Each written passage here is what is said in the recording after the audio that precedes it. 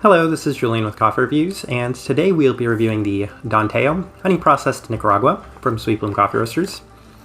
And there's the bag right there. And Sweet Bloom based out of Lakewood, Colorado, and this coffee right here was featured in our most recent blind taste test rankings video, where it finished third place out of 4 Sweet Bloom coffees on that day.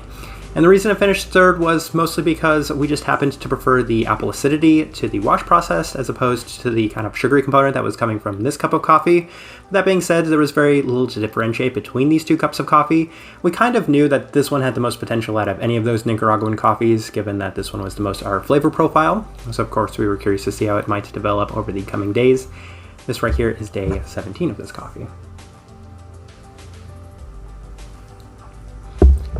And it must be noted that with these Nicaraguan coffees, they came from that processing set, so they're 100-gram bags of coffee, so we got fewer opportunities to try this coffee.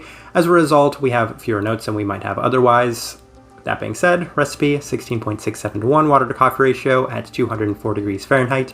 Brewed through the Chemex, Sweet Bloom is a light medium American for the roast profile. And let's start discussing the coffee. So day 6, which was blind taste test day, and it left a solid first impression as we were mostly just getting a really strong pronounced sugar component that was coming from this cup of coffee. As it had cooled down, we kind of noted that we were getting some grape. For us, it was a darker grape. They have listed on here a white grape.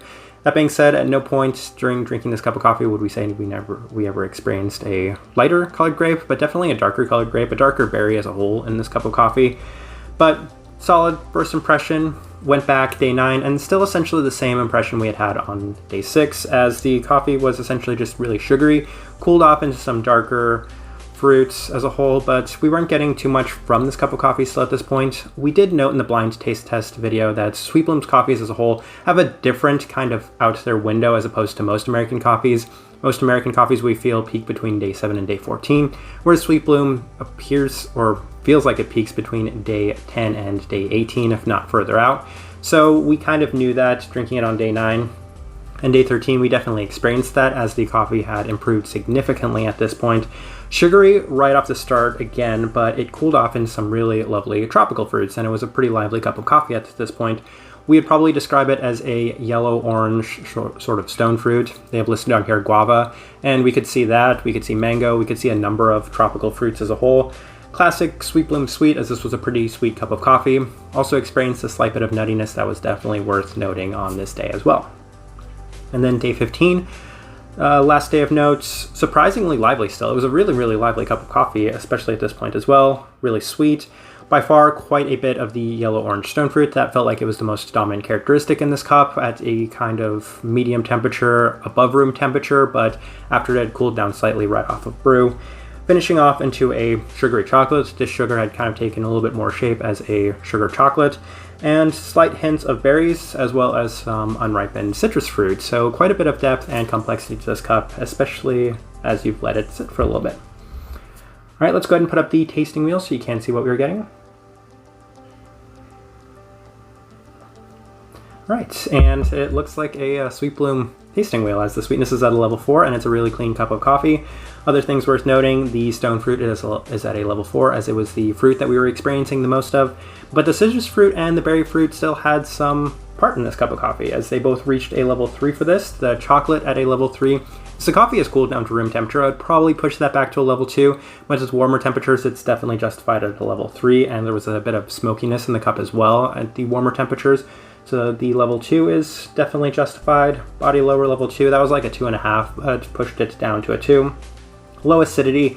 As you can see, the reason we like Sweet Bloom coffee so much is because the tasting wheels tend to look like this. They're pretty clean, sweet, and have a specific fruit component in it that's pretty high, and then the acidity as a whole tends to be pretty low. So very much our sort of coffee, very classic Sweet Bloom in so many senses. All right, our overall thoughts and impressions of this coffee. This one by far improved the most from the first time we tried it, as we were expecting it to, and it definitely did. Very much enjoyed this cup of coffee. Honestly, our favorite Nicaraguan coffee of the year so far is this one, most closely aligned with the type of Nicaraguans that we do tend to enjoy. Very sugary, very fruity, very sweet as a whole, very enjoyable as a whole. So definitely enjoyed this one, and it was definitely our favorite from the processing set. Type of person we would suggest this coffee to.